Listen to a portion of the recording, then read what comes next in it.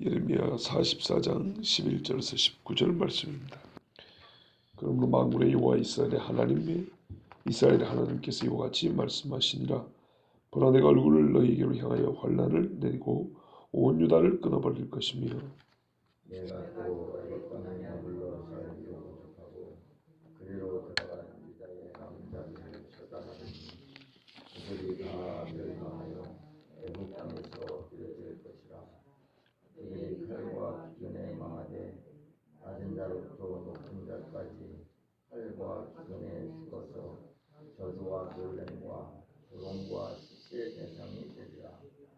내가 예루살렘을 벌한 것 같이 애굽 땅에 사는 자들을 칼과 기근과 전염병으로 벌하리니 애굽 땅에 들어가서 거기에 머물러 살려는 유다의 남은 자들은 살아남아 온 데로 돌아와서 살고자 하되 유다 땅에 돌아올 자가 없을 것이라.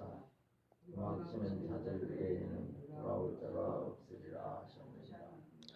그리하여 자기 아내들이 다른 신들에게 분향하는 줄을 아는 모든 남자와 곁에 있었던 모든 여인 곧 애굽 땅 바드로스에 사는 모든 백성의 큰 무리가 예레미야에게 대답하여 이르되 네가 여호와의 이름으로 우리에게 하는 말을 우리가 듣지 아니하고 우리 입에서 낸 모든 말을 반드시 실행하여 우리가 본래 하던 것 곧 우리와 우리 son조와 우리 왕들과 우리 고관들이 유다 성들과 예루살렘 그릇에 하던 대로 하늘의 여호와에게 분향하고 그 앞에 전제를 드리리라.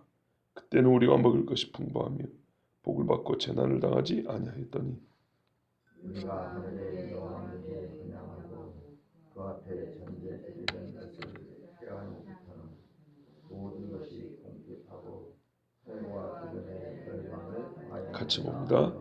여인들은 이르되 우리가 하늘의 여호와에게 분향하고 그 앞에 전제를 드릴 때 어찌 우리 남편의 허락이 없이 그의 형상과 같은 과자를 만들어 놓고 전제를 드렸느냐 하는지라. 아멘. 14절까지 보면 하나님 앞에 겸손하지도 아니하고 두려워하지도 아니하고 주의 율법과 규례를 지키지도 아니하는 자들에게는 그러므로 이와 같은 형벌이 내릴 것입니다. 다 죽습니다. 딱 도망치는 자들만 살아남다 그랬습니다. 그러니까는 자기들이 사는 애굽 땅에서 끝까지 살 줄 알고 설마 바빌론 군대가 오겠어? 이런 사람은 다 죽고요. 무서워서 도망치는 사람만 산다고 합니다. 애굽에서도 하나님이 재앙을 내릴 때 듣지 아니하였던 사람들은 다 죽었고요.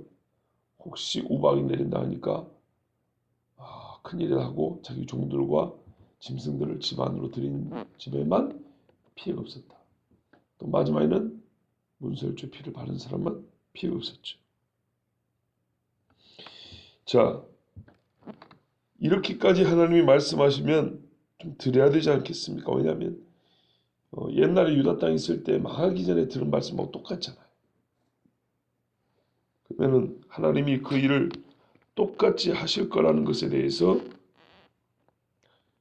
걱정도 하지 않고 두려워하지도 않는다.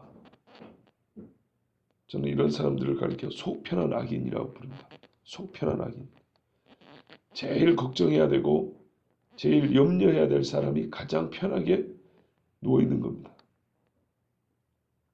이런 사람들은요, 하나님이 벌을 안 내리거나 아니면 내린다 하더라도 견딜만 할 거라고 생각합니다.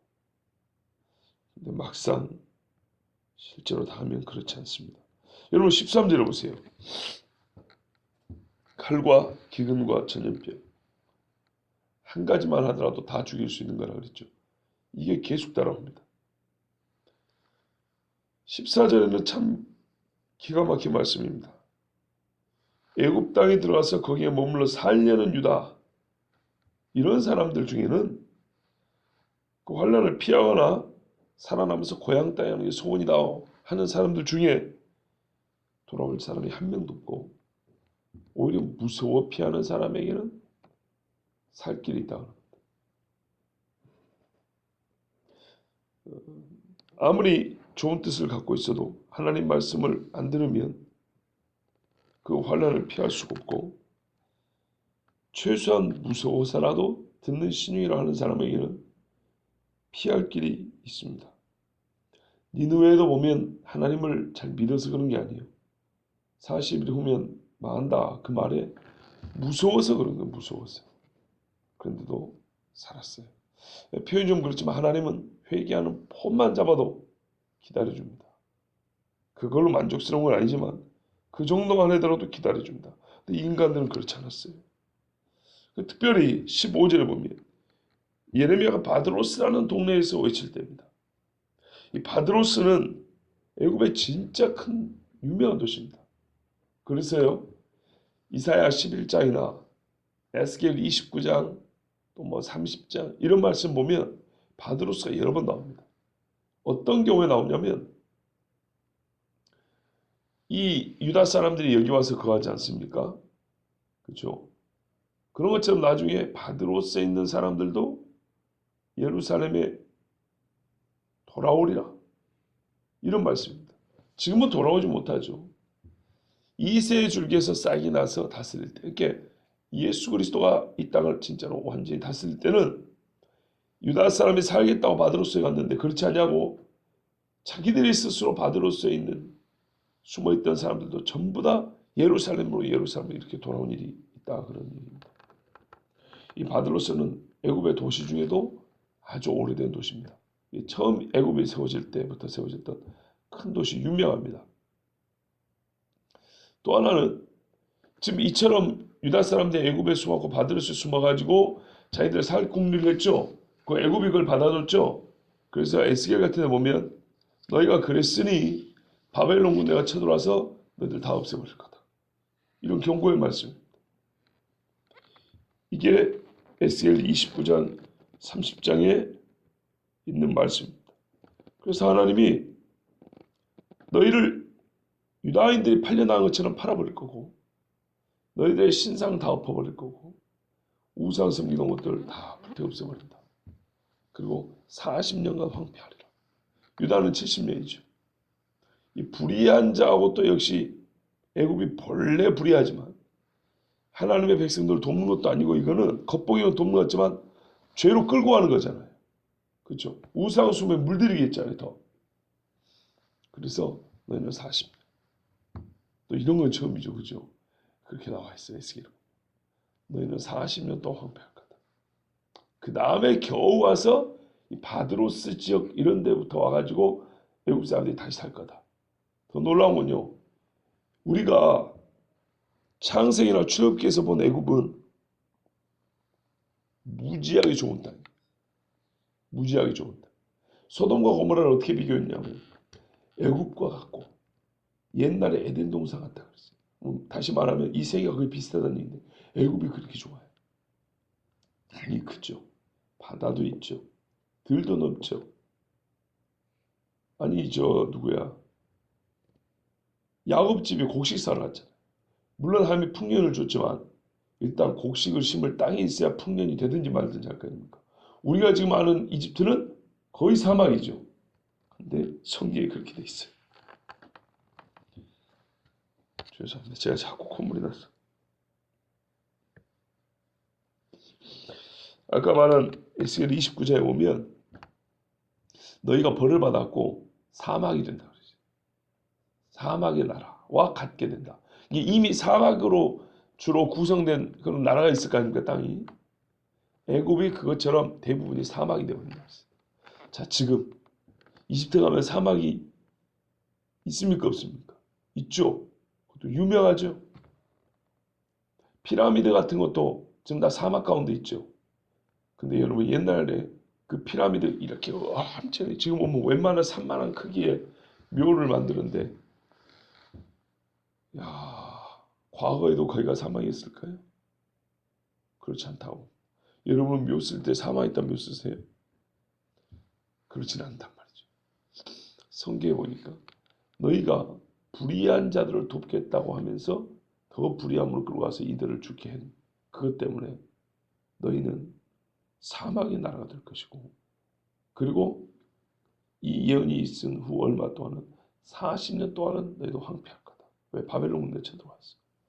그리고 기껏해야 돌아온 사람은 바드로스 지역부터 다시 살 거다. 그리고 나중에 진짜 메시아 올 때는 이 바드로스 지역에 있는 유다 사람, 바드로스는요 애굽 지역 저 아래쪽입니다. 아래쪽. 유다와 가까운 게 아니고 이렇게 아프리카 중심부로 더 내려가야 된다고.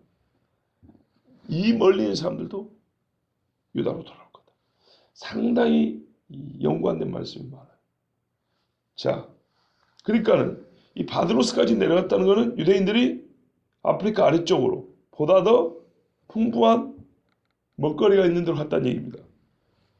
그리고 유다로부터 많이 떨어졌다는 얘기죠. 거기까지 예레미야가 가서 이제 돌아오라고 이렇게 외쳤습니다. 그런데 이때 사람들이 뭐라고 하냐면 그 자기 아내들이 우상 숭배하는 줄 아는 남편들이 먼저 대답을 합니다. 남자들이요. 16절에 보세요. 너 예레미야가 여호와의 이름으로 우리에게 하는 말을 우리가 듣지 아니하리라. 돌려 말한 것도 아니고 직접적으로 이렇게 말을 했어요. 안 듣는데요. 어제도 그랬죠. 아니하고 아니하며 그랬는데 오늘도 아닙니다. 우리 입에서 낸 모든 말을 반드시 실행하여 실행이라 할 수 있을까요? 앞으로 계속 마치 하나님처럼 말을 하죠. 17절 중간에 보면 이게 참 중요한데요. 우리가 본래 하던 것, 우리와 우리 선조와 우리 왕들과 우리 고관들이 유다 성읍들과 예루살렘 거리에서 하던 대로 하늘의 여호와에게 분향하고 그 앞에 전제를 드리리라. 이것 때문에 하나님이 예레미야 보냈다고 그랬잖아요. 우상 숭배한다. 그것도요 여신 숭배. 하늘에 있는 여호와. 이걸 어디서 한답니까? 애굽에서. 근데 이거 어디서부터 했던 거라고요? 유다 땅에 있을 때부터. 무서운 이야기죠. 우리가 몇 주 전에 감추고 싶었던, 숨기고 싶었던 숨겨진 이유가 있다고 했습니다. 모세의 말인데요. 너희가 광야에 있을 때 우상을 숭배하였느니라. 이런 말씀이 있었어요. 이스라엘 사람들이 똑같았어요. 출애굽한 이후에 지금까지 우상 숭배를 못 버렸어요. 하늘의 여호와에게 분향을 해왔답니다. 우리 선조, 우리 왕들, 우리 고관들. 무슨 말입니까? 이거 우리가 여기서 만들어낸 거 아니에요. 나름대로 전통이 있는 거라고. 우리의 지도자들이 가르친 대로 우리는 한 것뿐이다. 그리고 예루살렘과 유다 성읍에서 했다. 그때 당시에 제가 그랬잖아요. 온 이스라엘 천지의 우상이라고 그랬죠. 꼭 그 이야기입니다. 자기 입으로 시인하고 있습니다. 이런 짓을 이스라엘 사람들이 본래부터 해왔던 겁니다. 이게 바로 유다가 망한 이유입니다. 그런데 못 깨달습니다. 그대로 하겠다고요. 왜 그대로 한가 했더니 이유가 있어요. 그때는 이 여왕들을 여신을 섬길 때는 먹을 것이 풍부했고 매사에 복을 받았고 재난이 없었답니다. 그리고 여신 숭배를 폐하니까 이 모든 것들이 임했답니다. 그렇습니까? 거꾸로입니다. 예레미야가 마지막까지 외친 게 우상 숭배하지 말아야 했습니다. 마지막까지 외친 게. 마지막까지 우상 숭배했습니다. 그리고 망한 겁니다. 그들이 막 갑자기 회개하고 돌아와서 여호와여 살려주소서. 그러니까 바벨론 군대가 와가지고 멸망시켰습니까? 전혀 아니죠. 왜 이렇게 거짓말할까요? 왜 이렇게 어리석을까요? 왜 이렇게 자기를 속일까요? 알 수가 없습니다. 솔직히 말할까요? 진짜 악한 사람은요 그 속을 알 수가 없어요.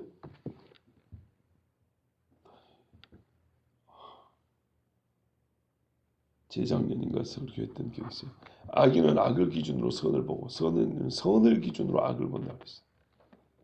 악을 기준으로 선을 본 사람들은요 별로 그렇게 선한 줄 몰라요. 근데 희한하게요 선을 기준으로 악을 본 사람은 엄청나게 악이 민감하게 느껴집니다. 정말 거짓말인가 생각해보세요. 참 선량한 사람은 조금이라도 악이 보이면 몸서리를 칩니다. 가까이 안 가려고 합니다. 근데 악에 물들이는 사람은 악은 그냥 악이고 선한 일을 봐도 무관심하게 넘어갑니다. 진짜 무서운 일. 그게 뭐냐면요. 보통 사람들이지는 하나님 앞에 붙은 사람은 진짜 악한 사람들의 이 심리와 생각을 도대체 이거는 가늠해 볼 수가 없어요. 어떤 데는 일관성이 없어요. 일관성이 있어야 그 다음을 생각할 건데 악인은 일관성도 없어요. 악을 행하는 일관성. 근데 그 악을 행하는 방법이라든지 자기를 변호하는 말에 있어서는 이리 왔다 저리 갔다 하면서 갖가지 수단과 방법, 말 그대로 악한 사람이 쓰는 말이잖아요. 선한 사람은 그런 말 안 써요. 선한 사람은요, 수단과 방법을 가려요. 근데 악한 사람은 수단과 방법을 가리지 않기 때문에 도대체 종잡을 수가 없어요. 근데 이 사람들 하는 말이 꼭 그렇잖아요. 말도 어느 정도 좀 예상이 가능해야지. 이런 말 할 줄 누가 알았어요? 그냥 듣기 싫다. 뭐 이 정도도 아니고 이렇게 바보 같은 소리를 할 수 있습니까? 남편들이 이렇게 말하니까 부인들이 이렇게 말해요. 19절에 보세요. 우리가 하늘의 여호와에게 분야하고 그 앞에 전제를 드릴 때 어찌 우리 남편의 허락이 없이 그 형상 같은 과자를 만들어 놓고 전제를 드렸느냐. 이건 또 뭔 소리입니까? 남편의 허락이 있으면 다 옳답니까? 두 가지 할 수 있습니다. 남편이 허락한 겁니다. 여자들이 직접 움직였지만 뒤에서 남편들이 허락을 했단 말이에요.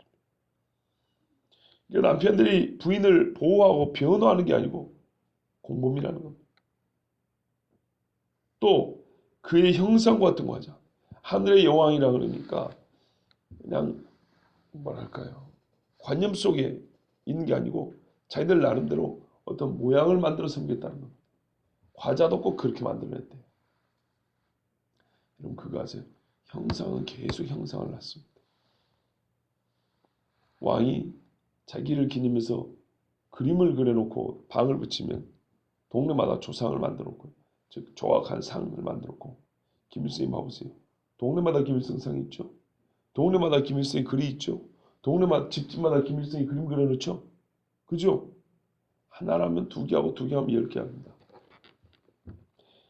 이 사람들이 그냥 떡을 바친 것도 아니고 떡을 그 여신의 모양을 만들어가지고 그렇게 바쳤답니다. 그러면은 옷을 만들 때 무늬를 넣을 때는 어떤 무늬를 넣을 것 같습니까? 집에 대문에 대문짝 나무로 만들 때 그 무늬 좀 넣고 그러잖아요. 옛날에도 그죠? 대문에 무늬가 있잖아요. 밋밋하지 않고 어떤 문양을 넣을 것 같습니까? 우리 한국에도 보면 기와장 끄트머리에 그림 이렇게 무늬 넣고 그런단 말이에요. 처마에도 뭐 어떤 걸 넣을 것 같습니까? 다 하늘의 여신이라고 생각하는 그것을 무늬를 놓습니다. 로마 카톨릭 보세요. 로마 카톨릭 이게 똑같은 시간이에요. 마리아. 온 천지 마리아. 그래서 저희가 여신 종교라는 겁니다. 말이 예수하죠. 거짓말입니다. 여신 종교입니다. 카톨릭 교리의 최고에 있는 존재는 마리아입니다. 마리아가 우리의 공동 구속자입니다. 예수님과 같이 우리를 구원했다고 합니다. 카톨릭 교리입니다. 그런데요. 그림이나 조각을 보세요. 마리아와 함께 있는 예수님 어떤 모습이냐? 항상 애기입니다. 애기. 누가 후견인이고 누가 결정권자 같이 보입니까? 마리아입니다. 예수님은 마리아하고 있을 때 항상 깐난애기로 안겨있을 뿐입니다. 말 한마디 못하는. 마리아가 다 압니다. 마리아가. 그래서 이 여신 사상이라는 것이 고대로부터 내려왔다는 겁니다. 자 여러분, 하늘의 여왕을 섬기는 유다인들이 스스로 합당하다. 말투를 보세요. 우리가 남편의 말을 듣고 한 것이지, 즉 권위 있게 한 것이지 우리가 권위도 없이 그런 걸 하고 생각하냐? 허락을 해줄 만한 사람, 남편이 허락을 해줄 사람은 아니죠. 그런데 유다 땅에서 남편은 권위자하고 머리잖아요. 그러니까 무슨 말하면 우리는 나름대로 결정권이 있고 권위 있는 사람의 말을 듣고 한 것이니 니까지 와가지고 우리 보고 이래라 저라 소리 하지 마라 이런 말입니다. 정리하면 하늘의 여왕을 섬기는 것이 합당하다고 여겼던 이유는 크게 네 가지입니다. 첫 번째는 17절에 보면 우리 선조, 우리 왕들 한마디로 전통적인 숭배다. 네가 우리 조상보다 높냐? 아니면 막지 마라. 두 번째, 보편적인 현상이다.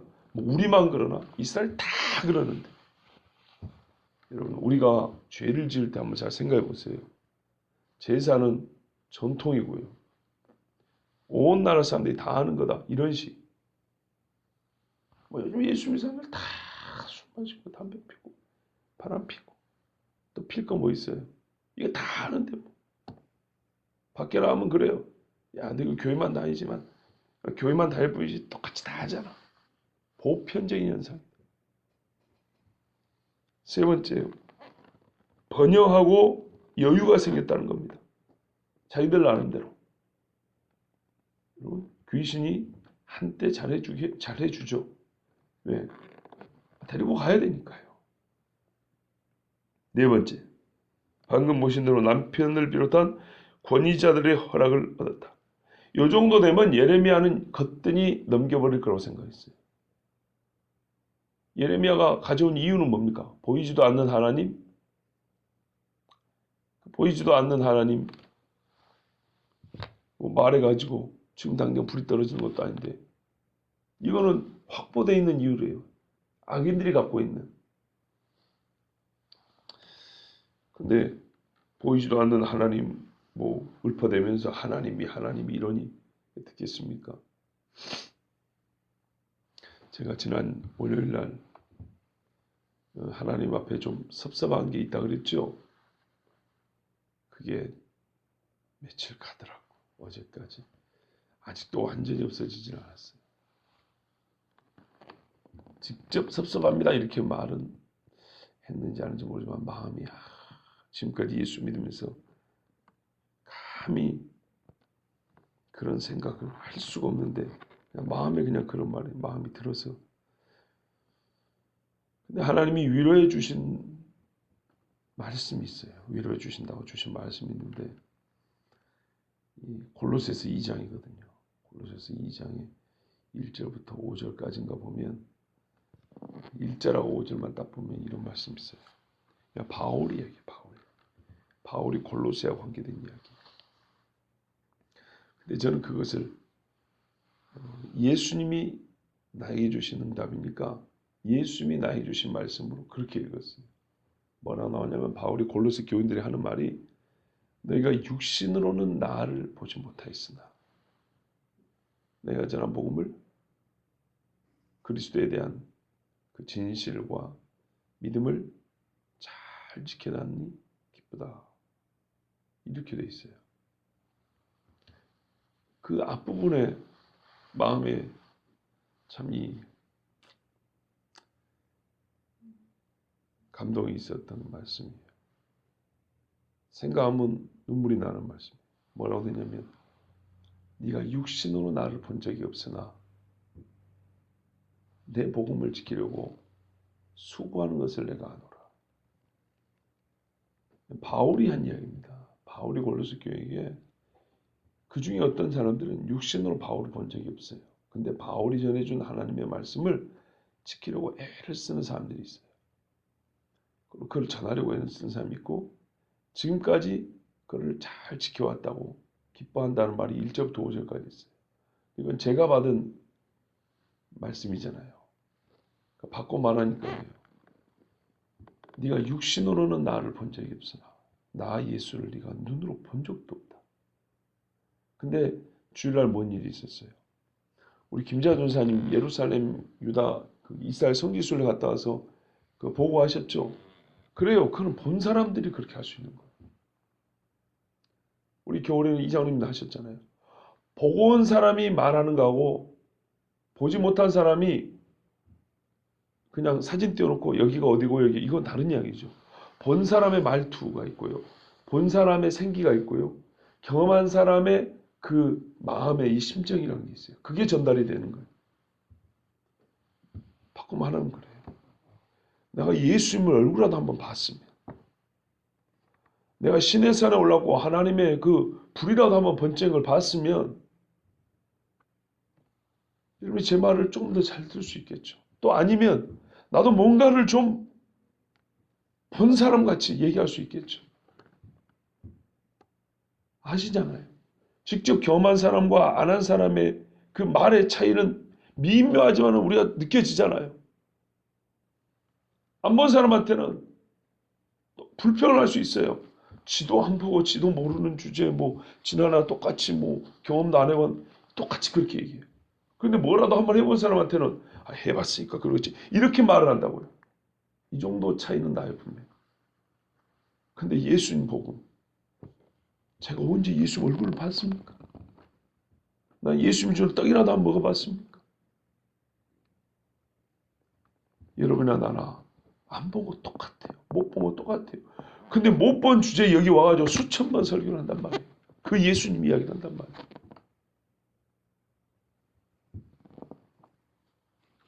그러고 생각하면 이렇게 만만한 일이 아니죠.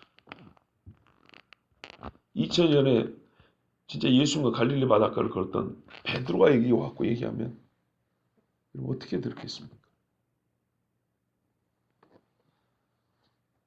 이것 때문이었던가. 이것이 나의 한계죠. 그렇죠? 근데 하나님 섭섭합니다 하고 마음이 있었는데 또 거기다가 이제 나는 은혜 받는 시간이었어요. 근데 은혜 받는 시간이지만 보고원 전도사님의 보고가 있다 보니까 얼굴도 못 보고 복음을 전하는 나는 예수님 얼굴도 못 보고 복음을 전하는 나는 예수님이 나 위로해 준다고 준 말씀인데 진짜 마음이 슬퍼지는 거예요. 이게 한계고 또 한편으로는 이게 스스로 진짜 눈물 나게 만드는 거예요. 그러니까 얼굴도 못 본 예수를 이렇게 뭐 마치 몇 년이나 같이 살아본 것처럼 막 큰 소리 치면서 그 말씀을 들한다고 이 세상이 두 쪽 나도 진란에서 쓴다고 이러는데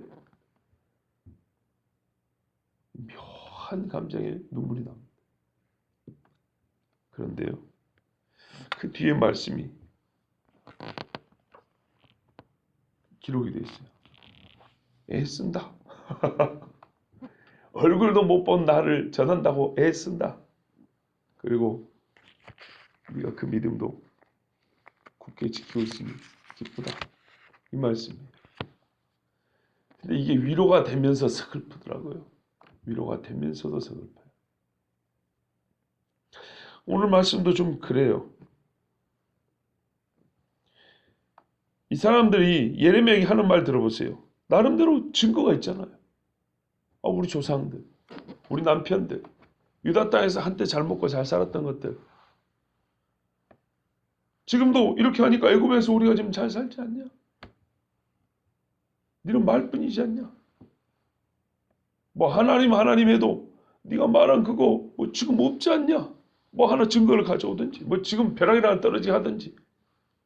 그 시편에 보면 하나님의 심판이 하나님이 기다려서 좀 더디거든요. 사람이 볼 때는. 그래서 하나님을 꼭 자기들 아기들처럼 좀 모자란 분으로 생각한다 그랬어요. 악인들은 그렇게 생각한다 그랬어요. 예레미야가 얼마나 속상했을까요? 왜냐? 이 사람들이 든 이 이유라는 것들이 감히 하나님 앞에 내놓을 수 있는 겁니까? 진짜 생각을 해보세요. 하나님이 살아계신다 할 때 이까짓 게 이유가 됩니까? 우리가 좀 속된 표현을 해서 직장에서 사장이 자른다 그러면 이런 이유 들고 와서 회사 못 갑니다 소리 할 거예요? 너 결근 잡고 가면 잘라버린다? 사장님 제가 왜 결근한지 아세요? 원래 우리 조상들이 하던 거거든요. 아니 우리 남편이 허락 없이 제가 뭐 회사 안 나갔겠습니까? 뚫린 입이라고 그렇게 말하면서 사장한테 대드는 사람이 있을까 없을까요? 없죠. 진짜 딱 잘릴까 하고 아니면 그런 말 못합니다. 말하자면 이 정도 이유가 감히 하나님 앞에 늘어놓을 말들입니까? 아무것도 아니 아무것도 아니. 그런데 이런 쓰레기만 또 못한 이야기를 자기들이 어떻게 죄를 지었고 얼마나 많은 우리만 죄지가 자기들의 공범을 다 까발리는 이야기 같은 이런 이야기를 하나님의 말씀을 못 듣는 거절의 이유로 대놨다 이 말입니다. 얼마나 하나님을 우습게 알았으면 진짜 하나님이 없는 사람들이에요. 말도 안 되는 이유들이죠. 말도 안 되는 이유들.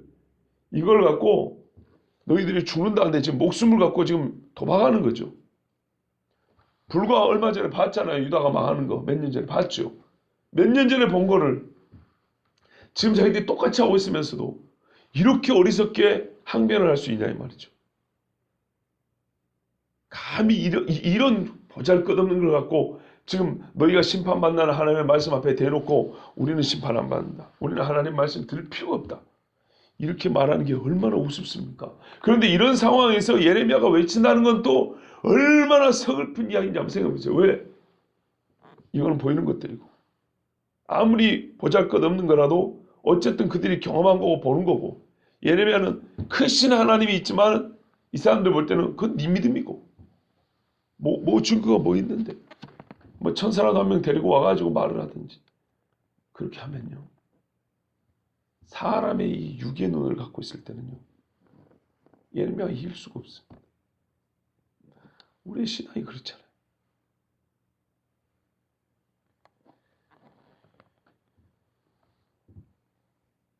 너도 못 보고 나도 못 본 하나님. 하나님의 말씀이 하나님 말씀. 신방 가서 아무리 하나님 말씀이다.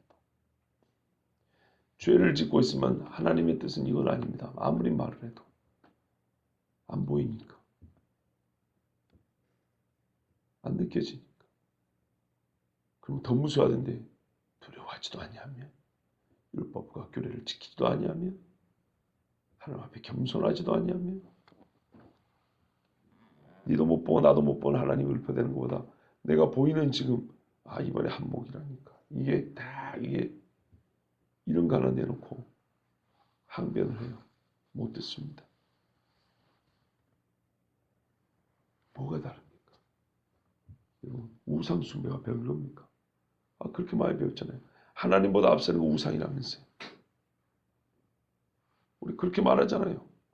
불상만 우상이 아니고 마음속에서 하나님보다 앞서는 거 우상이라면서요.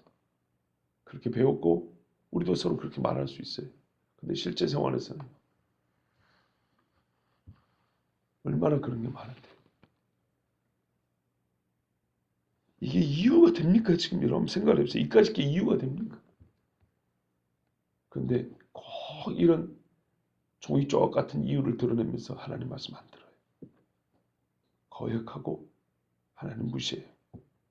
그럴 때는 진짜 하나님이 뭔가 이 무서운 징조를 한번 딱 보여주면 좋겠는데 하나님 참으시죠.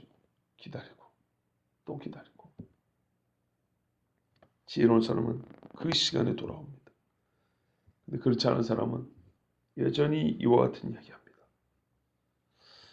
여러분 유대인들이 내세운 이유들은요. 실상을 말하면 그들이 왜 다시 멸망을 당해야 되는지 자기 입으로 자기 죄를 말한 것뿐입니다. 거절하려고 하나님의 말씀을 거절하려고 된 이유인데 바로 그 말이 왜 하나님이 너희를 심판할 수밖에 없는가에 대한 자기 입으로 고백한 자기 죄들이에요. 이것에 근거해 하나님을 심판합니다. 우리 중에 이런 사람이 없기를 바랍니다. 하나님의 뜻을 들었을 때 사람이 거절을 하면서 부정하면서 이유를 들잖아요.